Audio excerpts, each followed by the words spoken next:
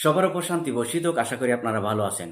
জনগণের টাকা দিয়ে যদি কোনো ব্যক্তি বা নেতার নামে মহাকাশে স্যাটেলাইট নির্মাণ করা যেতে পারে, জনগণের টাকা দিয়ে যদি নেতার নামে সেতু নির্মাণ করা যেতে পারে, জনগণের টাকা দিয়ে যদি নেতার জন্ম মৃত্যু বার্ষিকী ধুমধাম করে উদযাপন করা যেতে পারে, জনগণের লক্ষ লক্ষ কোটি কোটি টাকা খরচ করে যদি কোনো নেতার ভাস্কর্য মূর্তি নির্মাণ করা যেতে পারে, তাহলে বাংলাদেশের একজন সাধারণ নাগরিকের মৃত্যুতে মৃত ব্যক্তির কবর খোদাই করার জন্য সাধারণত পরিবারের স্বজনেরা অপ্রস্তুত থাকেন।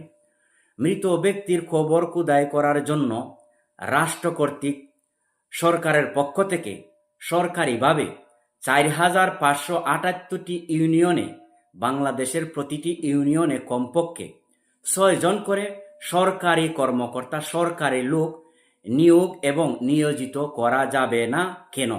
এই কাজটি যদি রাষ্ট্রের পক্ষ থেকে করা হয়, এটা হবে মানবতার তরে, মানবতার লক্ষ্যে, বাংলার দেশের জনগণের প্রতি শ্রদ্ধা এবং ভালোবাসার নিদর্শন। এই কাজটি যদি রাষ্ট্রের পক্ষ থেকে করা সম্ভব হয়, তাহলে বাংলাদেশের সাধারণ জনগণ অন্ততপক্ষে শেষ প্রান্তে নিজেকে রাষ্ট্রীয় মর্যাদায় দাফন করা হবে, হয়ে থাকবে।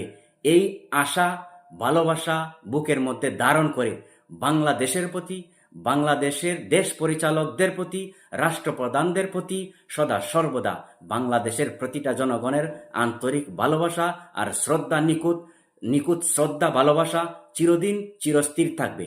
আমার আকুল আবেদন দেশ পরিচালকদের প্রতি, যারা দেশ পরিচালনা করবেন, আপনাদের প্রতি আমার দাবি, আমার আকুল আবেদন, আপনারা যেন প্রতিটা নাগরিকের সুস্থ সুন্দর জীবন এবং দেশকে ভালোবাসার জন্য প্রতিটা নাগরিক যেন আপনাদের প্রতি, দেশের প্রতি সদা সর্বদা আন্তরিক এবং শ্রদ্ধাশীল থাকে।